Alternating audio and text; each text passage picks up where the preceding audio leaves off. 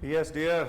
So, welcome all of you in this mentorship come question answer program.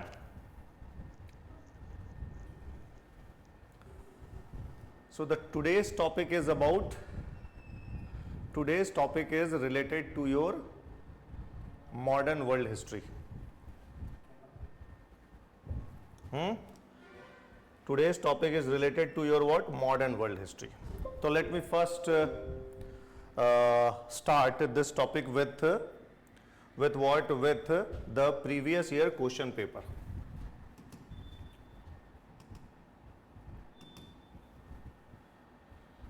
Previous year question paper. Here we have the 2024 GS paper 1 modern world history question paper, and the question is all about what? This industrial revolution and the world war.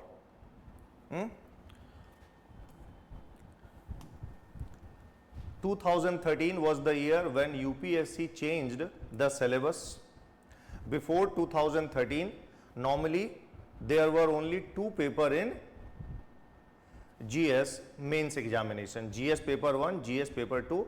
Now since 2013 onwards, we have four paper of GS paper 1, 2, 3 and 4 in the mains examination, and the Indian history, Indian art and culture and the modern world history comes under GS paper 1. In 2013, UPSC asked, see here, 1, 2, 3 and 4 question from your modern world history. Then in 2014, we have 3 question from the modern world history. Then 2015, we have 2 question. First 13, 4 question, 14, 3 question, 15, 2 question, and then in 16, 17, 18 and 19, normally there 1 question, normally.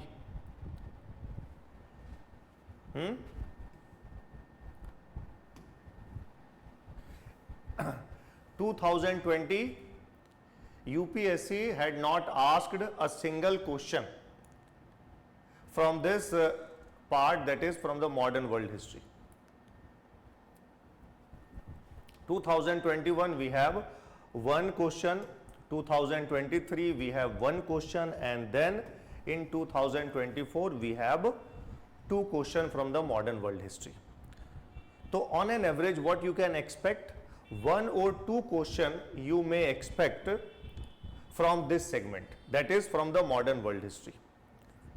But before discussing this the answer of what all these questions, let me first discuss about what about the syllabus.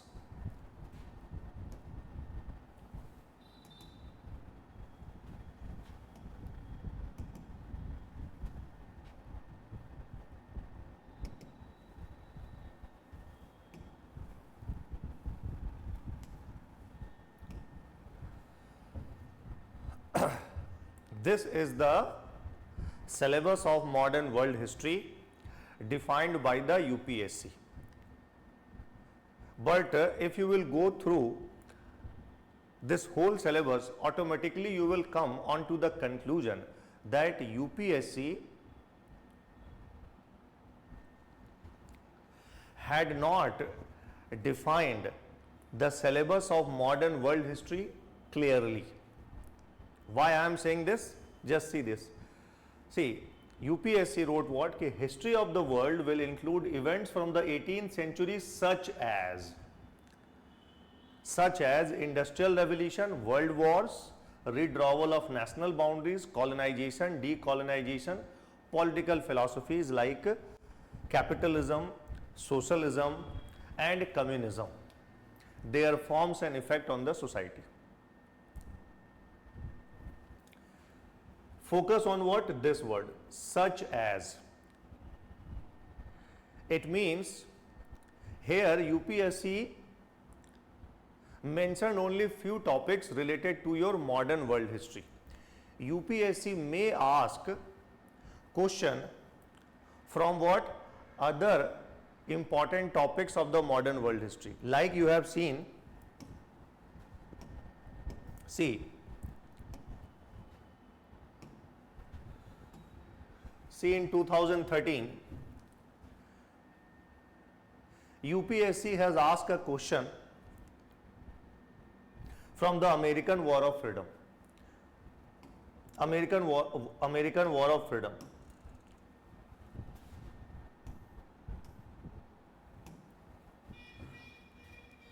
Now just tell me whether UPSC clearly mentioned the American War of Freedom in the syllabus. Answer is no.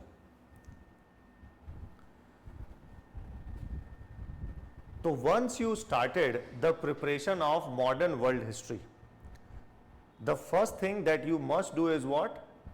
You should have a clear-cut idea of the entire syllabus of the modern world history. Clear na? So see, under this modern world history,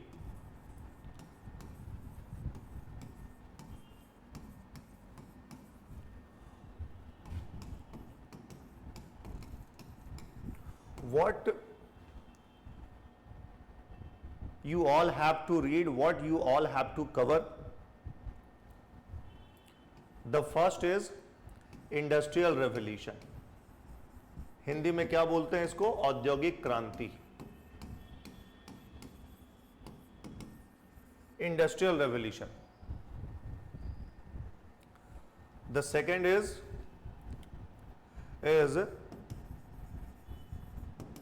American war of freedom.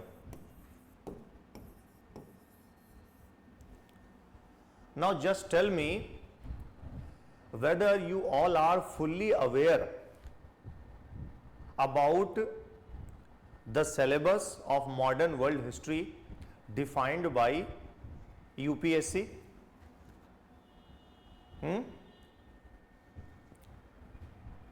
Tell me dear. Third topic, French Revolution of 1789.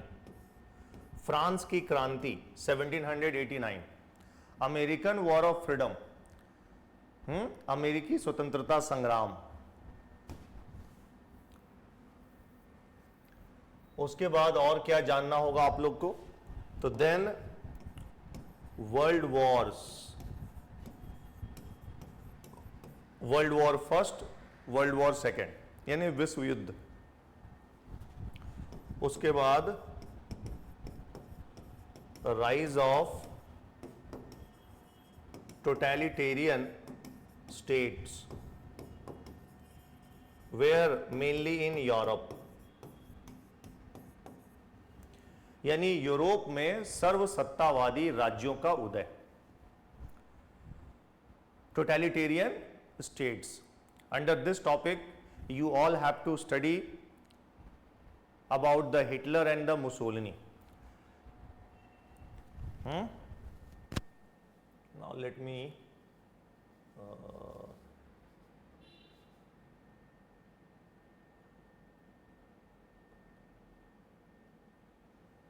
yes. So you can what you can message me. I can see your message here clearly. My question is what? क्या है मेरा question? कि whether you all have gone through the entire syllabus of modern world history defined by UPSC or not. कि क्या आप लोगों ने जो UPSC ने सिलेबस डिफाइन किया है मॉडर्न वर्ल्ड हिस्ट्री का, क्या आप लोग वो सारे टॉपिक्स पढ़ चुके हैं?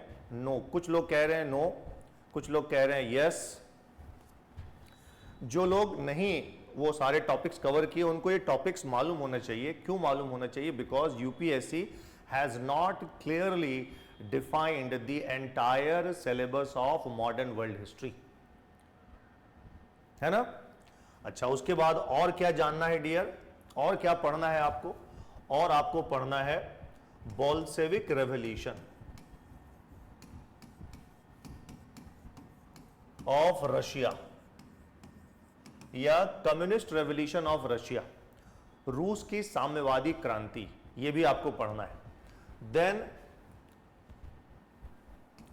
Colonisation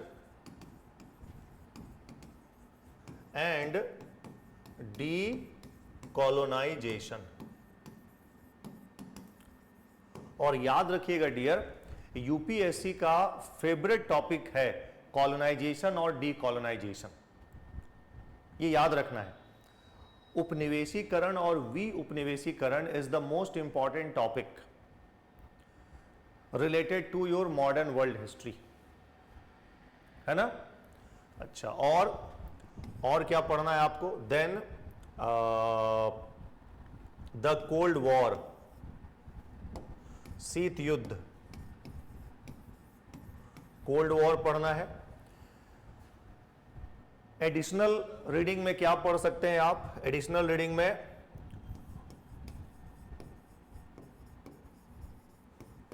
communist revolution where in China, चीन में साम्यवादी क्रांति, और क्या उसके बाद यूनिफिकेशन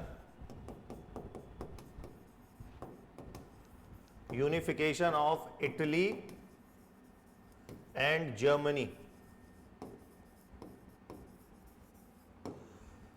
इटली और जर्मनी का एकीकरण, ये पढ़ना है आपको। ये सब एडिशनल टॉपिक्स में। और एडिशनल टॉपिक्स में क्या पढ़ सकते हैं? यूएस सिविल वॉर भी पढ़ सकते हैं आप, if you have time, otherwise no need. फिर आप पढ़ सकते हैं अपार्थाइड या अपार्थिड पॉलिसी, कहां पर? साउथ अफ्रीका, दक्षिण अफ्रीका, रंग भेद की नीति, और political philosophies like capitalism, socialism and communism.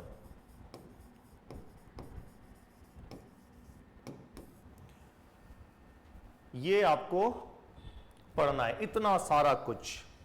और यूपीएससी ने क्या मेंशन किया डियर? Only what? देख लीजिए, only UPSC mentioned industrial revolution, world wars, withdrawal of national boundary, colonisation, decolonisation and the political philosophies, है ना। यस,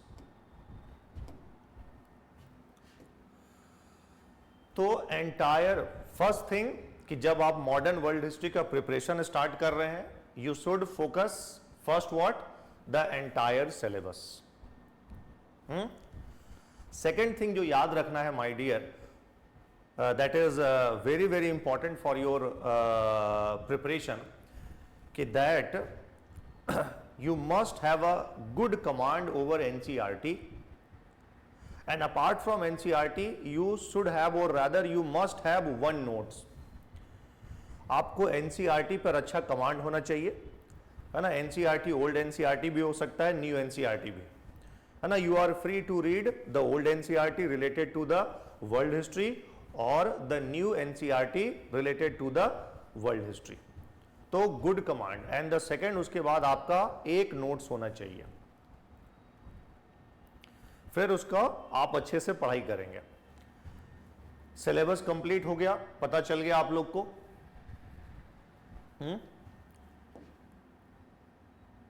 मॉडर्न वर्ल्ड हिस्ट्री, यहां से क्या पता चला? From this syllabus what you come to know, कि that there is no need to read, to understand, to conceptualize ancient world history and the medieval world history. So normally what you have to do, so simply you have to study important events of the modern world history starting since 18th century या starting from 18th century onwards. चलो यहां तक हो गए। अब हम लोग आते हैं अपने क्वेश्चन आंसर और टॉपिक्स पे। तो आज एक बड़ा सिंपल सा टॉपिक हम लोग डिस्कस भी करेंगे और उससे रिलेटेड क्वेश्चन आंसर भी हम लोग समझेंगे, जानेंगे। और वो टॉपिक क्या है डियर? वो टॉपिक है आपका इंडस्ट्रियल रेवोल्यूशन।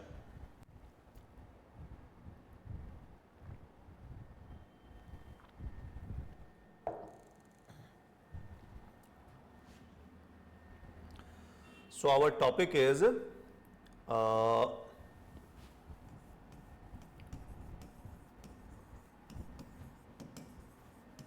Industrial revolution. देखिए यहां पर मैं कुछ चीजों को एज्यूम करके चल रहा हूं कि दैट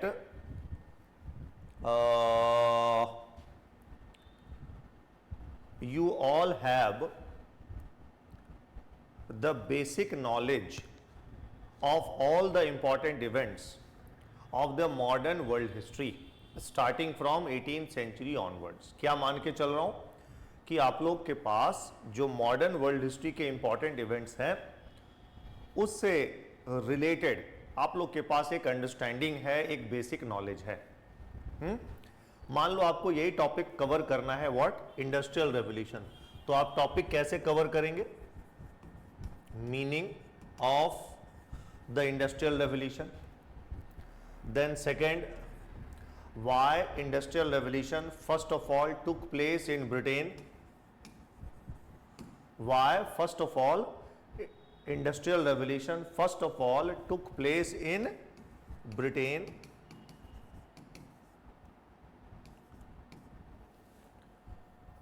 clear na?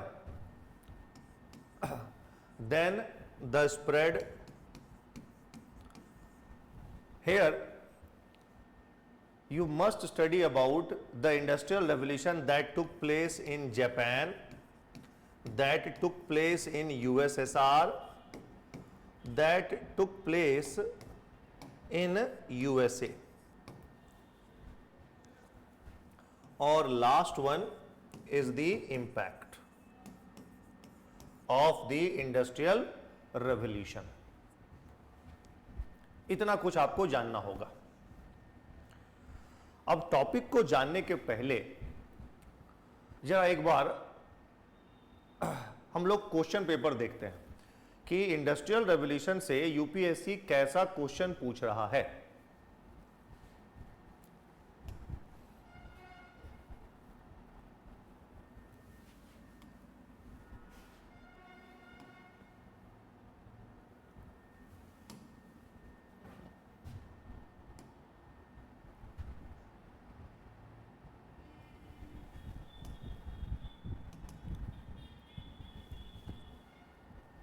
देखो अब going through previous year question paper is compulsory. ऐसा क्यों मैं बोल रहा हूं? Because it gives us a clear cut idea about the nature of the question that UPSC is asking in your और in the civil services mains examination. और उसके बाद फिर आपको और भी बताऊंगा the technique, the strategy, how to get good marks, more marks than the normal student। ये सब के बारे में भी बात करेंगे। 2013 में क्वेश्चन आया क्या? लेट कमर industrial revolution in Japan involved certain factors that were markedly different from what West had experienced। अभी आप लोग को हो सकता है इस क्वेश्चन का आंसर नहीं पता हो, लेकिन इस क्वेश्चन को देखने से देखिए क्या आपको समझना है कि दैट नॉर्मली यूपीएससी एक क्वेश्चन कैसा पूछता है? कॉम्पेरेटिव क्वेश्चन पूछता है माय डियर। और ये केवल मॉडर्न वर्ल्ड हिस्ट्री में नहीं, इस तरह के क्वेश्चंस आपको मॉडर्न इंडियन हिस्ट्री में भी है। जैसे मॉडर्न इंडियन हिस्ट्री में क्वेश्चन आया कि the great uprising of 1857 has been considered as the climax of traditional India's fight against British rule। Nature of the question समझो, कॉम्परेटिव क्वेश्चन आ गया ये क्या बोला कि the great uprising of 1857 has been considered as the climax of the traditional India's fight against the British domination और the British rule. ठीक इसी तरह से यहां पर भी ये कॉम्पिटिटिव है। नॉर्मली कोचिंग इंस्टीट्यूट में या क्लास में या फिर स्टूडेंट क्या करते हैं डियर, नॉर्मली वो कवर करते हैं क्या कि why first of all British industrial revolution first of all took place where in Britain only, और बाकी वो टॉपिक छोड़ देते हैं। हाँ वो इंपैक्ट भी करते हैं, yes they also cover the impact और importance of the industrial revolution, but normally they left what the other topics of this particular topic as well। यहां से लर्निंग एक है कि जब भी आप टॉपिक कवर करें तो उसके डिफरेंट डायमेंशन, उसके जो डिफरेंट पार्ट्स हैं आपको कंपलसरी कवर करना है। क्लियर ना? तो you must cover the different dimensions, different parts, different sub topics of that particular topic, otherwise your topic will always remain incomplete, है ना? पहला तो एक क्वेश्चन आया, देखें और फिर क्या आया है। Let me see the 2014 no question from industrial revolution. Yes, in 2015 we have a question once again from the industrial revolution। क्या है? why did the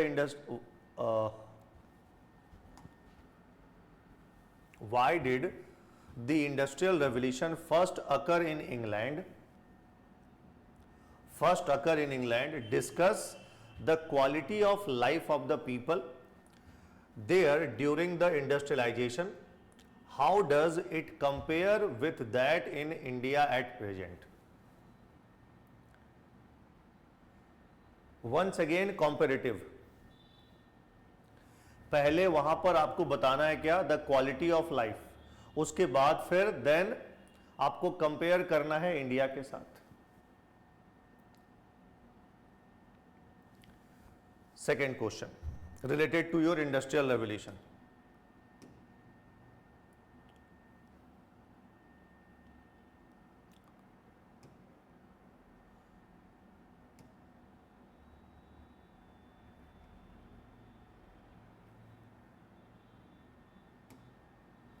Now 2024 once again we have a question from the topic industrial revolution। just wait dear, please wait। Class में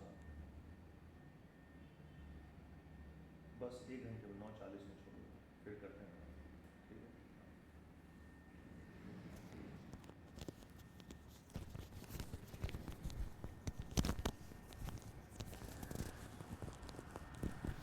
Yes. How far was the industrial revolution in England responsible for the decline of handicraft and cottage industry in India?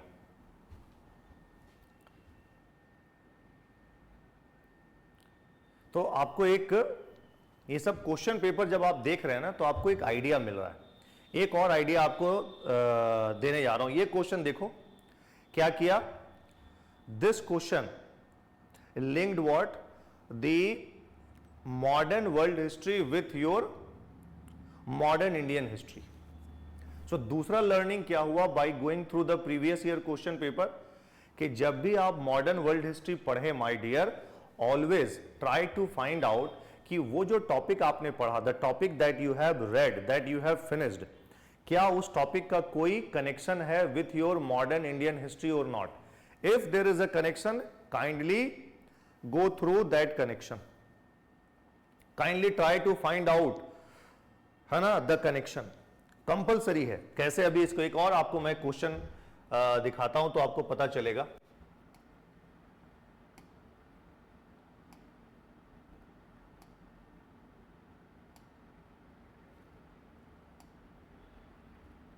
yes, now see this question। This question has been asked in 2015। the new economic policy 1921 of Lenin had influenced the policies adopted by India soon after independence. Evaluate. क्या किया देखो, try to understand क्या कर रहा है UPSC. Simply UPSC क्या कर रहा है, लेनिन का न्यू इकोनॉमिक पॉलिसी, ये रशियन रेवोल्यूशन से रिलेटेड टॉपिक है, और लेनिन का जो न्यू इकोनॉमिक पॉलिसी है उसको लिंक किया है नेहरू के इकोनॉमिक पॉलिसी के साथ. तो यानी आपको यूपीएससी क्लियर कट मैसेज दे रहा है माय डियर कि आप मॉडर्न वर्ल्ड हिस्ट्री पढ़ो और उसको लिंक करो मॉडर्न इंडियन हिस्ट्री के साथ. द फर्स्ट लर्निंग ये हुआ. सेकेंड लर्निंग क्या है, cover the different dimension, different sub topics of a particular topic. और द थर्ड डायमेंशन है वो क्या है, कॉम्पेरेटिव स्टडी. कॉम्पेरेटिव स्टडी ये आपको मॉडर्न वर्ल्ड हिस्ट्री में भी करना है, ये आपको इंडियन आर्ट एंड कल्चर में करना है, एंड और कहां करना है, in the modern Indian history as well. तो these are the three prominent learnings. और ये लर्निंग कहां से मिल रहा है, only going through the previous year question paper, है ना.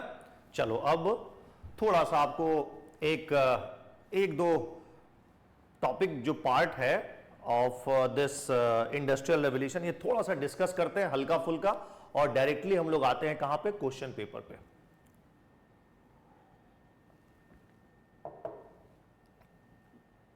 Yes dear, please wait.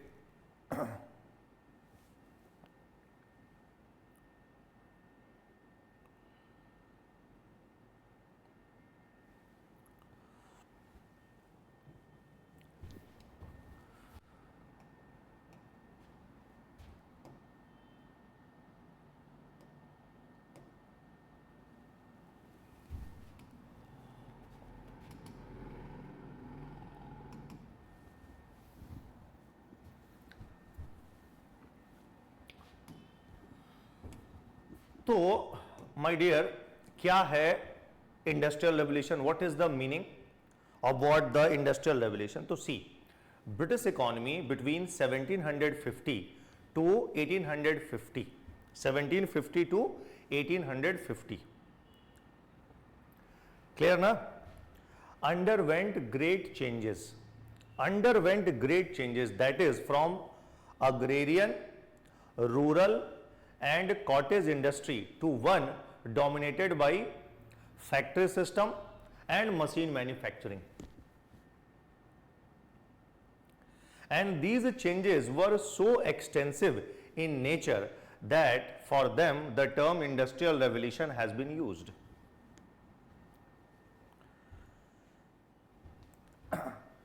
Clear, क्या बोला कि जो ब्रिटिश इकोनॉमी है, ब्रिटिश जो अर्थव्यवस्था है, वो 1750 से 1850 के बीच में क्या हुआ, उसका ग्रेट ट्रांसफॉर्मेशन हुआ, सिग्निफिकेंट चेंजेस हुआ. इसके पहले ब्रिटिश इकोनॉमी कैसा था, तो अग्रेरियन था, रूरल था और कॉटेज इंडस्ट्री. लेकिन इसके बाद क्या हो गया, तो इसके बाद हो गया फैक्ट्री सिस्टम और मशीन मैन्युफैक्चरिंग का डोमिनेंस हो गया. और ये जो चेंजेस हुआ ये काफी एक्सटेंसिव चेंजेस था. और बिकॉज ऑफ दैट इसके लिए क्या टर्म यूज किया गया है, because of that industrial revolution term use किया गया है. यहां पर ये याद रखना है, it must be remembered here कि that this period was not only one of accelerating the economic growth. यह जो कालखंड है क्या 1750 से 1850 का, ये केवल इकोनॉमिक ग्रोथ का ही काल नहीं है माय डियर. तो फिर ये है क्या, तो it was also an age of fundamental transformation, significant transformation in the political, social and economic cultural life. क्या बोला कि ये जो इंडस्ट्रियल रेवोल्यूशन का जो फेज है, इसमें केवल आपका इकोनॉमिक ग्रोथ ही नहीं हो रहा है, बल्कि और क्या हो रहा है, फंडामेंटल चेंजेस हो रहा है, सिग्निफिकेंट ट्रांसफॉर्मेशन हो रहा है. किस फील्ड में, सोसाइटी में, कल्चर में, पॉलिटिकल लाइफ में, इकोनॉमिक लाइफ में, सभी जगह, है ना. और ये जो चेंजेस थे ये कैसे थे भाई, ये जो चेंजेस थे ना माय डियर, ये जो थे आपके जो चेंजेस थे ये बड़े क्वांटिटेटिव और क्वालिटेटिव चेंजेस थे, लॉन्ग लास्टिंग चेंजेस थे। तो इन्हीं सब कारण से कौन सा टर्म यूज किया गया, इंडस्ट्रियल रेवोल्यूशन। तो यहां समझने वाला पार्ट क्या है कि भाई सिंपली इंट्रोडक्शन और use of machine doesn't mean the revolution. केवल मशीन का यूज रेवोल्यूशन नहीं है, इसके इंप्लीकेशन, इसका इंपैक्ट किस फील्ड में, सोसाइटी में, पॉलिटिकल लाइफ में, इकोनॉमिक लाइफ में जो इंपैक्ट पड़ा वो है इंडस्ट्रियल रेवोल्यूशन। तो चलो हम लोगों ने मीनिंग समझ लिया कि क्या है। अब अगला ये जानना है कि इंडस्ट्रियल रेवोल्यूशन जो है फर्स्ट ऑफ ऑल ब्रिटेन में ही क्यों हुआ।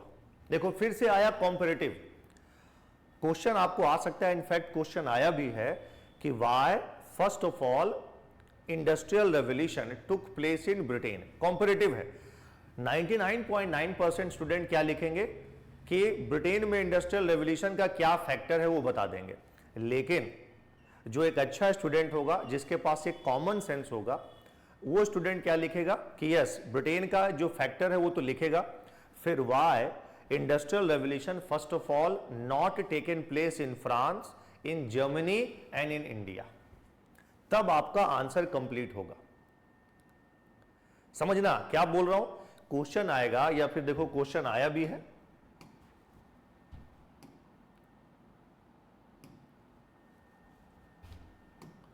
now this, why did the industrial revolution first occur in England? कि ब्रिटेन में ही सबसे पहले औद्योगिक क्रांति क्यों हुई।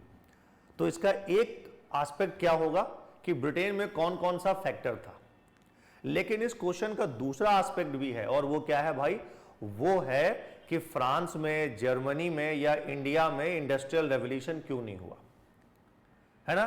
तो एग्जामिनेशन हॉल में आपने यदि क्वेश्चन का नेचर समझ लिया तो 50% आंसर इज डन, और यदि नेचर नहीं समझे तो फिर आप अच्छा आंसर नहीं लिख पाएंगे, और आप अच्छा आंसर नहीं लिख पाओगे तो you will not be able to get proper marks. तो understanding the proper nature, the proper demand of the question in the examination hall is compulsory. चलो अब तो वापस आइए, सिंपल, बहुत डिटेल तो नहीं बात करेंगे क्योंकि मैं मान के चल रहा हूं कि आपको ये टॉपिक्स पता है।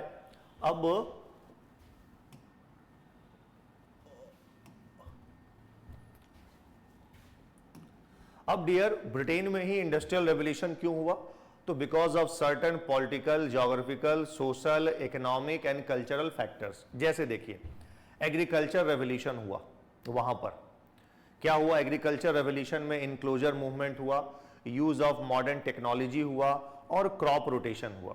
इससे वहां पर क्रॉप का प्रोडक्शन बढ़ गया, और डिटेल नहीं बात कर रहे हैं। दूसरा,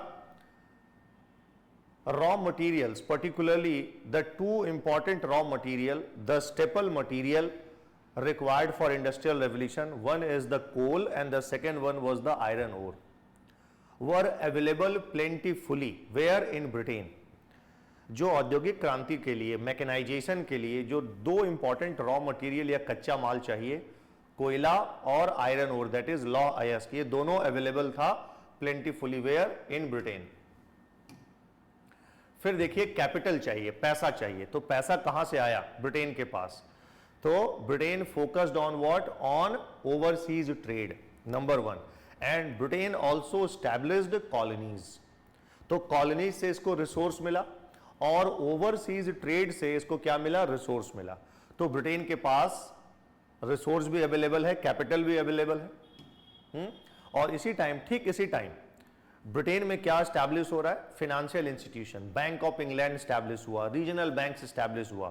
तो 1790s तक my dear there were more than 200 regional banks. और ये बैंक्स क्या करता है, बैंक्स जो है ये फंड अवेलेबल करवाता है, फाइनेंसिंग करता है, किसको, मॉडर्न इंडस्ट्रीज को, फैक्ट्री सिस्टम को।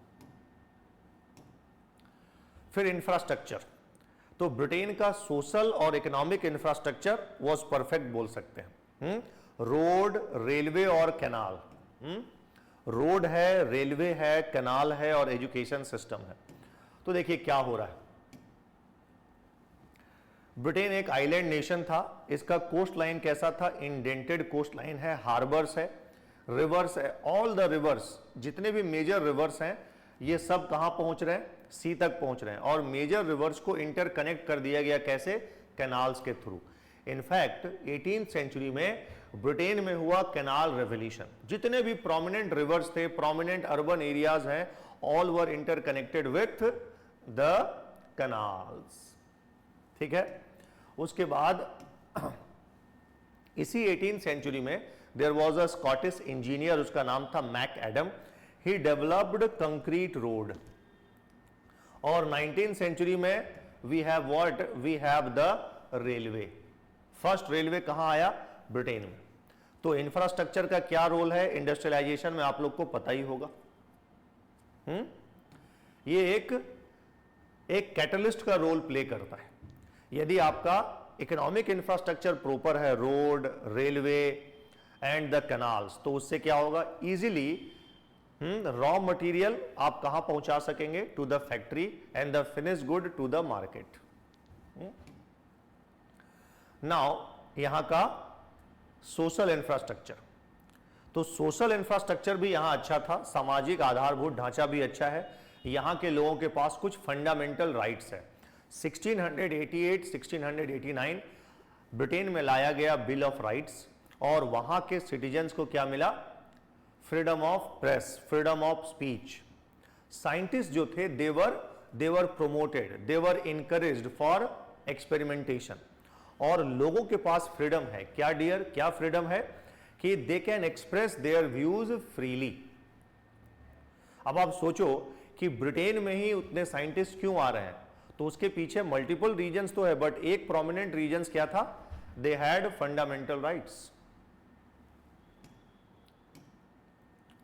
ज्योग्राफिकल लोकेशन, ब्रिटेन कैसा कंट्री है, आइलैंड कंट्री है। इससे हुआ क्या, Britain remain safe from the various European wars, है ना, पहला पॉइंट। दूसरा, आइलैंड नेशन है तो Britain had to build what, a powerful navy. दो, थर्ड, आइलैंड नेशन है और इसका जो कोस्ट कैसा है, इंडेंटेड कोस्ट लाइन, मतलब कटा फटा है। ठीक है ना, कटा फटा कोस्ट लाइन है। तो यहां पर हार्बर, नेचुरल हार्बर्स ऑटोमेटिक रहेगा। तो ये सब किसके लिए, फेवरेबल एटमॉस्फेयर बना रहा है। तो फेवरेबल एटमॉस्फेयर बना रहा है किसके लिए, फॉर इंडस्ट्रियलाइजेशन के लिए। कि जब यहां ब्रिटेन जो है यूरोपियन वॉर में इन्वॉल्व नहीं हुआ, है ना, तो ब्रिटेन का political life, social life relatively कैसा था, पीसफुल था, रिलेटिवली कैसा था, स्टेबल था। ब्रिटेन ने बनाया पावरफुल नेवी, क्योंकि आप आइलैंड नेशन है, आपको नेवी बनाना पड़ेगा, तो आपके पास आ गया स्ट्रॉन्ग नेवी। तो यानी अब आपका trade and commerce, long distance overseas trade and commerce बड़ा ही स्मूथली हो सकता है ना, और आपके पास ऑटोमेटिकली बहुत सारे नेचुरल हार्बर्स हैं। तो ये सब फेवरेबल एटमॉस्फेयर है फॉर इंडस्ट्रियल रेवोल्यूशन।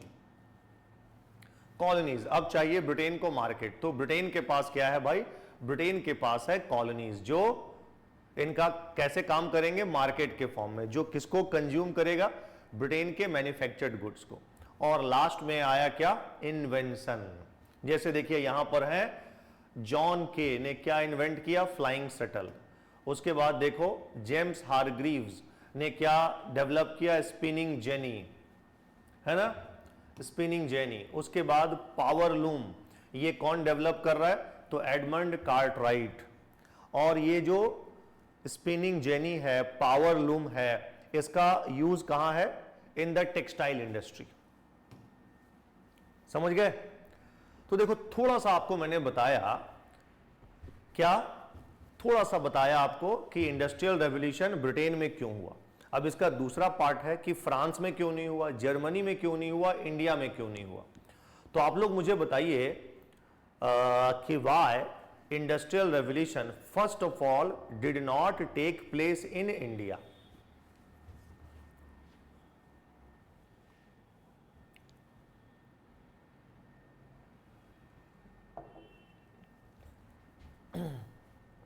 फ्रांस में क्यों नहीं हुआ, बिकॉज फ्रांस में आ गया पॉलिटिकल अपहीबल, पॉलिटिकल डिस्टर्बेंस।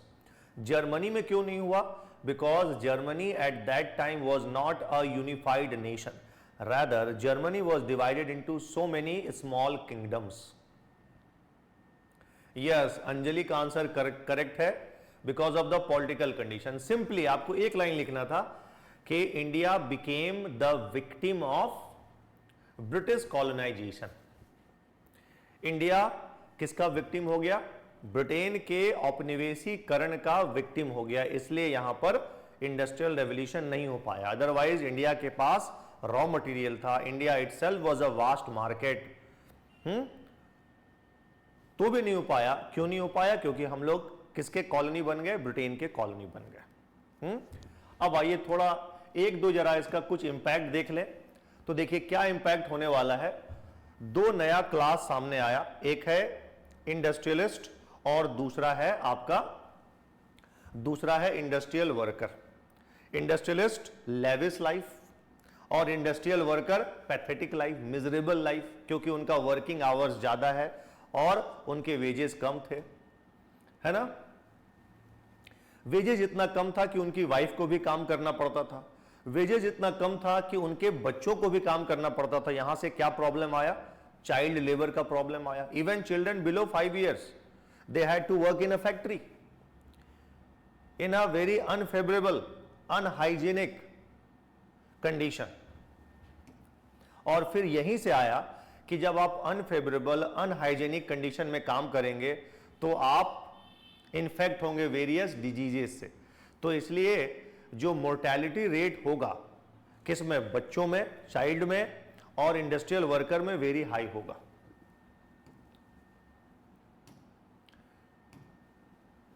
और क्या होने वाला है? ब्रिटेन का इकोनॉमी का ट्रांसफॉर्मेशन होगा। कैसे भाई? अब वहां पर नए अर्बन सेंटर्स स्टैब्लिश होंगे, मैनचेस्टर, लिवरपूल, ये सब नए अर्बन सेंटर स्टैब्लिश होंगे। लेकिन इस अर्बन सेंटर के साथ साथ आने वाला है क्या? स्लम्स, गंदी बस्ती। क्यों होगा स्लम्स? क्योंकि आप वर्कर्स को प्रॉपर सैलरी नहीं दोगे तो वो लोग कहां रहेंगे? ऐसे एरिया में रहेंगे जहां रेंट क्या हो? बहुत कम हो। तो स्लम्स का डेवलपमेंट। और फिर इसी इंडस्ट्रियल रेवोल्यूशन से स्टार्ट होगा क्या? कॉलोनियलिज्म। यानी जो कुछ इंडस्ट्रियलाइज नेशन थे, the few industrialize nation, they did what? They conquered the non capitalist nation of Asia and Africa. तो कॉलोनियलिज्म। इंडिया पे क्या इंपैक्ट पड़ा? इंडिया में इंपैक्ट पड़ने वाला है कि इंडिया ट्रांसफॉर्म हो गया एक rural colony. What does this mean? एक अग्रेरियन कॉलोनी, रूरल कॉलोनी या अग्रेरियन कॉलोनी।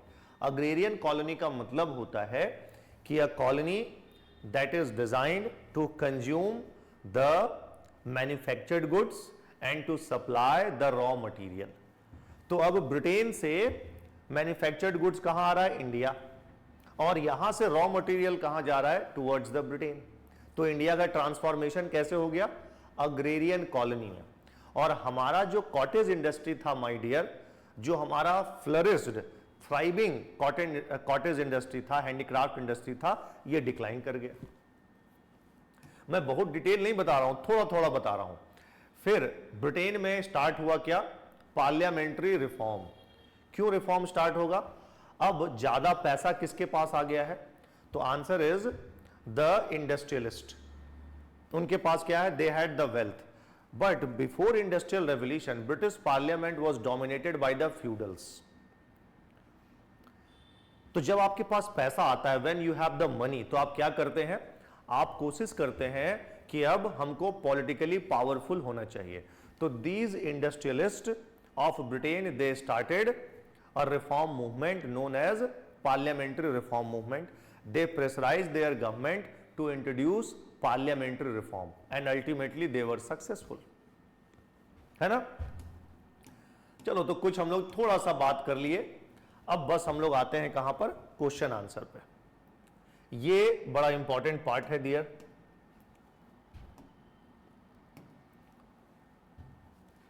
तो आइए सबसे पहले जरा यही वाला क्वेश्चन करें। एक क्वेश्चन यहां से ले रहे हैं, एक 2015 का एक क्वेश्चन कवर करेंगे और दूसरा 2024 का। क्या है? Why did industrial revolution first occur in England? Why did industrial revolution firstly और फर्स्ट अकर इन इंग्लैंड? इसका फॉर्मेटिंग कैसे होगा? पहले आपको क्या करना है? डिफाइन करेंगे। क्या डिफाइन करोगे? Industrial revolution. What is the meaning of the industrial revolution? अब उसके बाद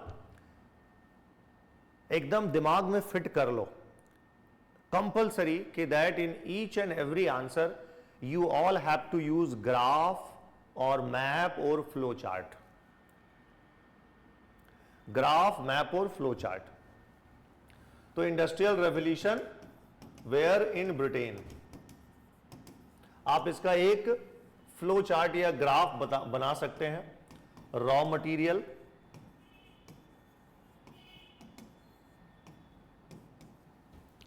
agrarian revolution, AR means agrarian revolution, या कुछ नहीं याद रहा तो enclosure movement,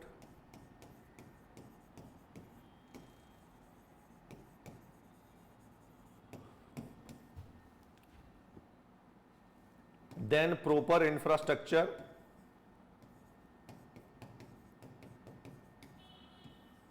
availability of capital,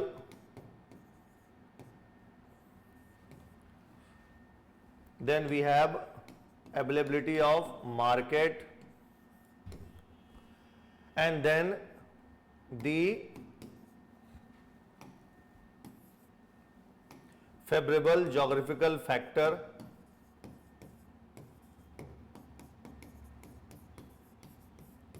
and the last one is the invention. ये सारे टॉपिक्स आपको कवर करने। देखो इसको पहले क्या किया, पहला ही मैंने ग्राफ में दिखा दिया इसको। तो ये फर्स्ट पार्ट हुआ आंसर का, है ना। अब आइए second part of the answer, जो कि नॉर्मली स्टूडेंट नहीं लिखेंगे। अब उसके बाद तो आप लोग लिख लेंगे मेन बॉडी। अब इसमें भी आप ना ग्राफ और मैप बना सकते हैं। अब आपको पता होना चाहिए, जैसे देखो अग्रेरियन रेवोल्यूशन में क्या हुआ। जब आप एग्रीकल्चर रेवोल्यूशन लिखोगे तो उसके 3 पार्ट बता दो, इनक्लोजर मूवमेंट, मॉडर्न टेक्निक और क्रॉप रोटेशन। थोड़ा लिख दिया, एक ग्राफ बन गया, इतना सिंपल।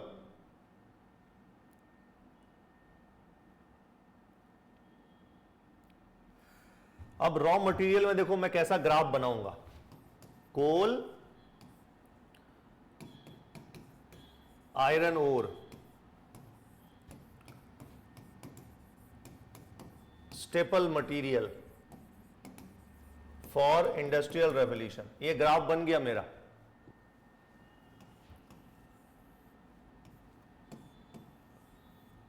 ये क्या हो गया? मेरा ग्राफ हो गया। तो इस तरह से ग्राफ बनाते रहना है फटाफट, और लिखना है। लिखना कितना कम होगा कि coal, iron ore were plentifully available where in Britain. हो गया। Enclosure movement, modern use of modern techniques in agriculture and crop rotation increase the crop production in Britain. हो गया पॉइंट। क्लियर ना? ज्यादा नहीं, थोड़ा थोड़ा करके लिखना है और ग्राफ बनाते रहना है। 2-3 ग्राफ बना दिया, you will certainly get 1 marks extra than the normal student. Or remember dear, this is the most important thing.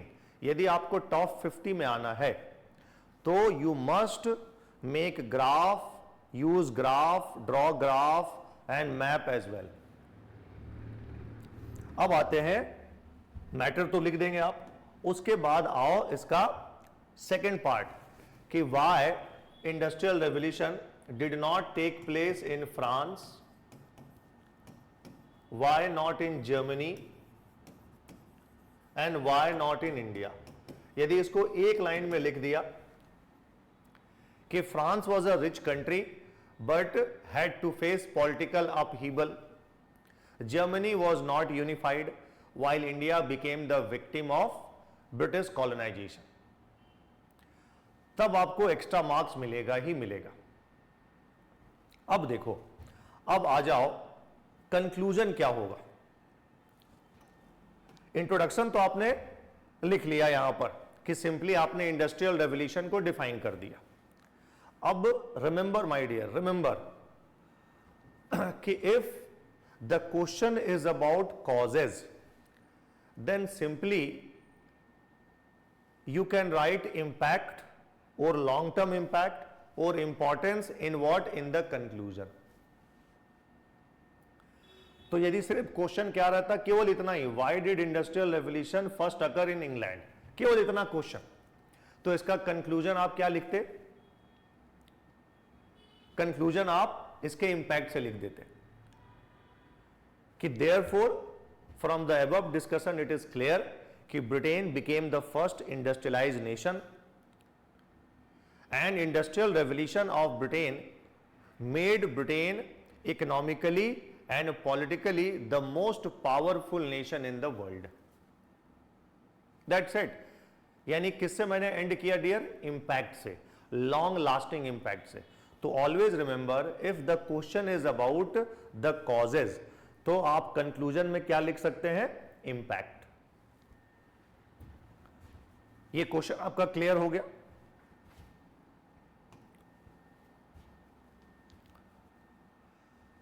अब आओ 2024 वाला question, how far was the industrial revolution in England,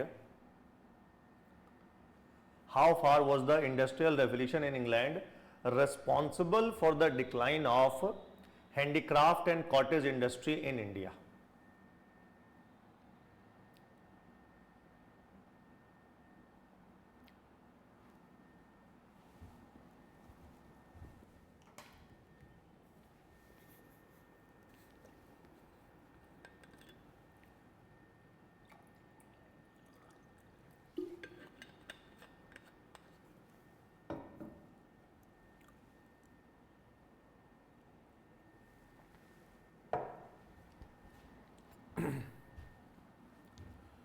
See, the question is what, how far was the industrial revolution in England responsible for the decline of handicraft and cottage industry?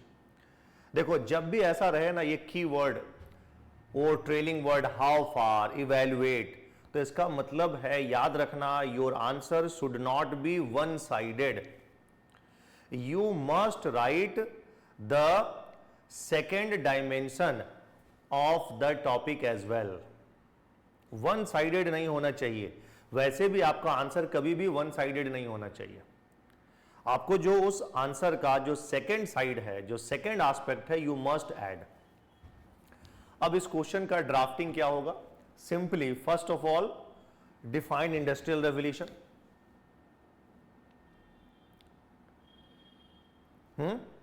और उसके बाद सीधा question पे आए कि इन multiple ways industrial और in many ways industrial revolution was responsible for the decline of handicraft and cottage industry in India. कैसे भाई, how? तो पहला number, Indian market was flooded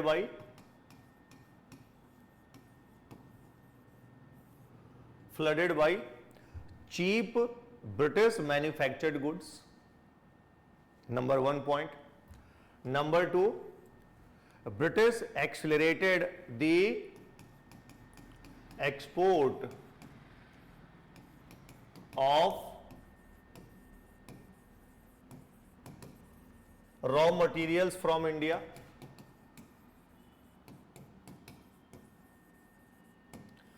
This enhanced the prices of raw material in India. Number 3 was the role of railway.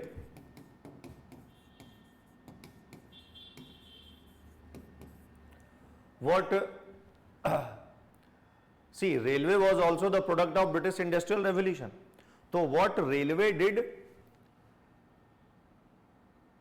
Railway accelerated the export of raw material, number 1, and number 2, कि the British manufactured goods और the cheap British manufactured goods reached to the remotest part, to the interior part of the Indian subcontinent, causing the decline of rural based handicraft industry. Rural based handicraft industry.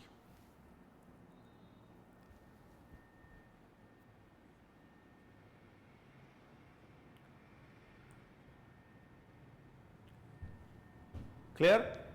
तो this is the one part. अब देखो question क्या बोला था, how far. तो अब आपको क्या करना है, you have to write the other dimension as well.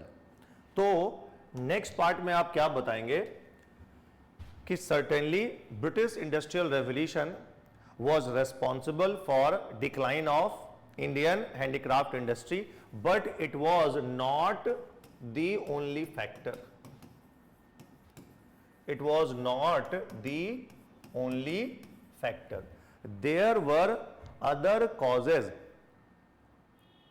There were other causes responsible for decline of Indian cottage industry. And now simply you have to mention those causes like British policy of territorial expansion,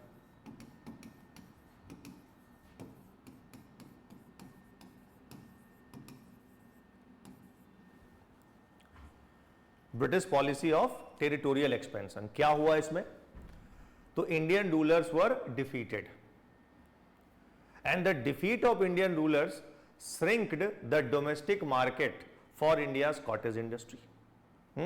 number one point. Number two, the educated Indians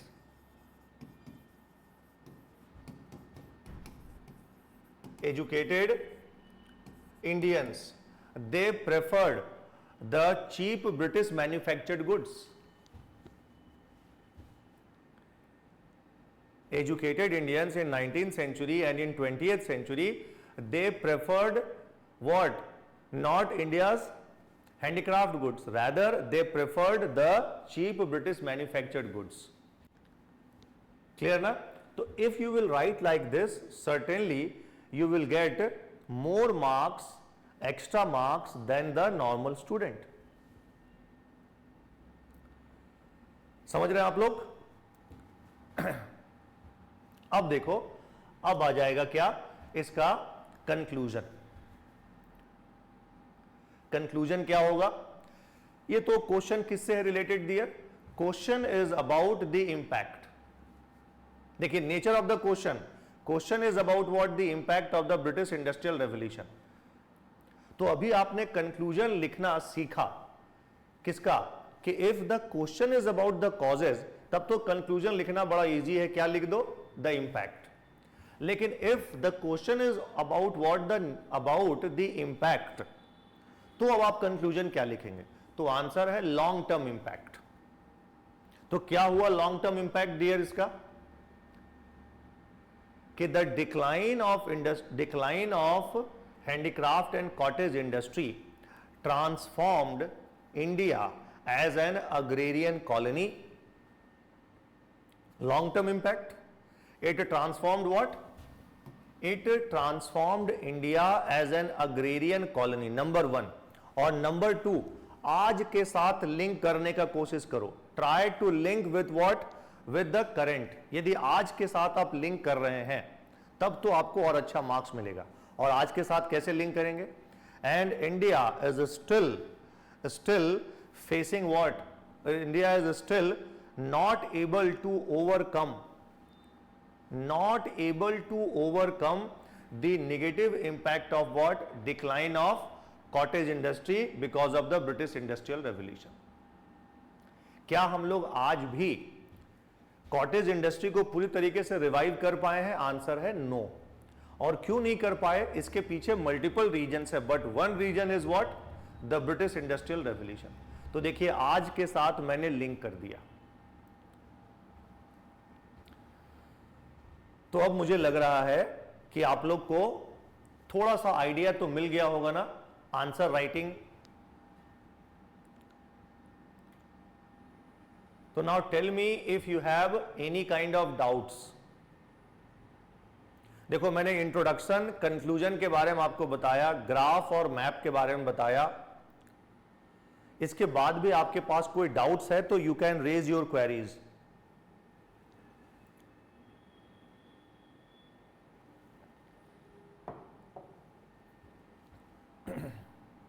Actually, sir, there was a query from Ruksha's end. It was regarding additional topics that you were telling at that time. Some additional topics. She missed that page, so she wanted to just go through that once again. While you were discussing syllabus, I suppose. Okay. तो yes Rupsa, tell me, आप अपना query बता सकते हो फिर से? Sir, actually I was good evening, sir. Good evening. Sir, actually I was writing the topics and I missed some points. That's why I wanted to see that once again. Oh, that is you are talking about the syllabus, huh? Yes, sir. Okay.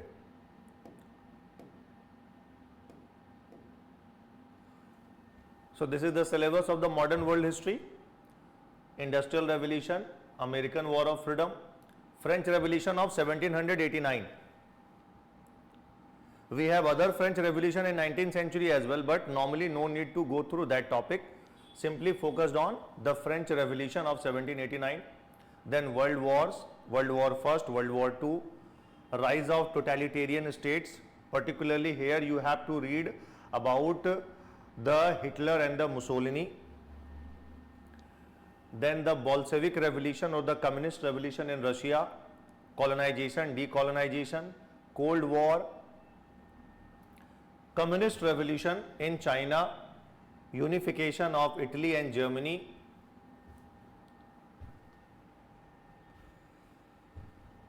yes. Now the second question is from Varun Singh, the sources. But Rupsa, is it clear now? Sir, next page. Additional topics, sir. Next, oh, US Civil War, then apartheid or apartheid policy in South Africa, and this topic is mentioned in UPSC syllabus, that is political philosophies like capitalism, like socialism and the communism.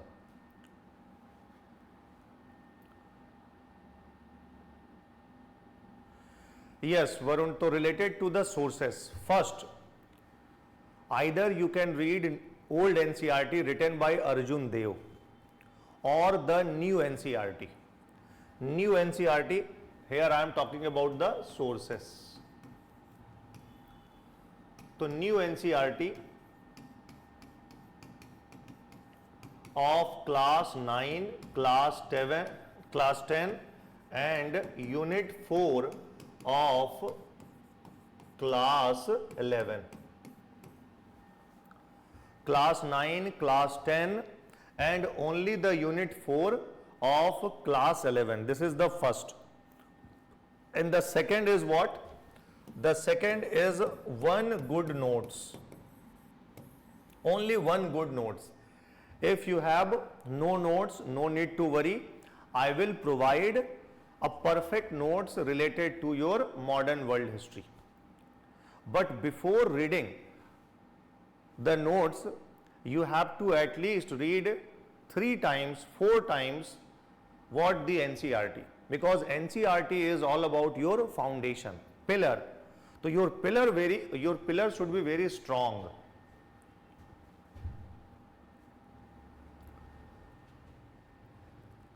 Yes, dear. Any other queries?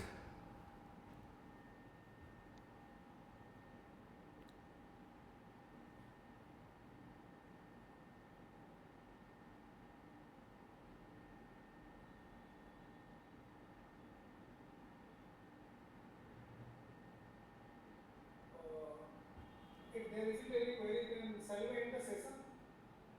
अच्छा, कोई query नहीं है तो हम लोग फिर and कर सकते हैं sir.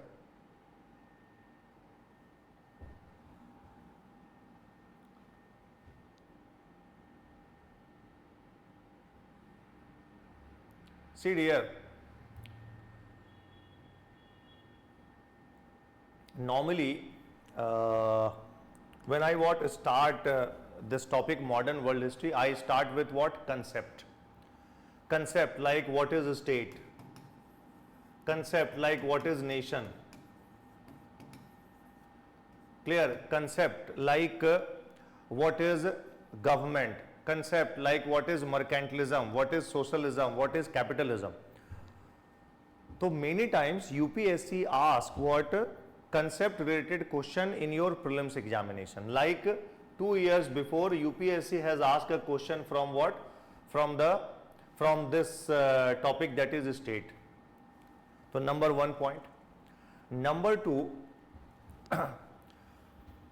the important events of the modern world history are directly or indirectly associated with the modern Indian history. So in order to understand modern Indian history for your prelims and as well as your mains and interview, knowledge of modern world history is compulsory. So technically modern world history is not in your prelim syllabus, but modern India, it is in your prelim syllabus. Clear na? So if you want to have a good grip, good command over the modern Indian history, then you must know the important events of the modern world history as well.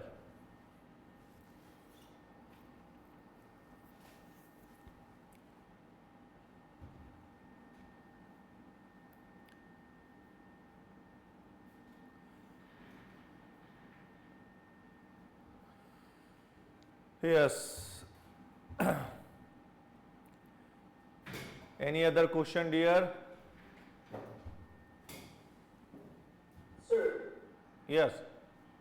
which one do you prefer for an old NCERT or a new NCERT? Yes, you are free to read either old NCERT or new NCERT. But if you will ask me, ki, sir, what type of book you will recommend, so I will always recommend new NCERT. Now the question is why? Why I am recommending the new NCERT? Because UPSC many times ask question directly from the new NCERT. First point. And you know, the second thing is what? The new NCERT, if you will go through the new NCERT, you will automatically come to the know that UPSC starts a topic from the modern world history, then it links with the modern Indian history. Getting my point? So, linking of the modern world history with the modern Indian history is compulsory, and the new NCERT is written on this pattern. Thank you. Yes.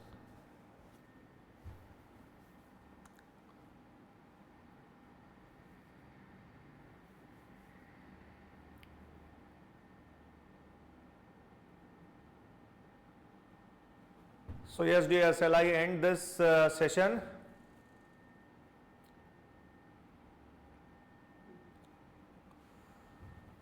Okay dear, thank you, good night.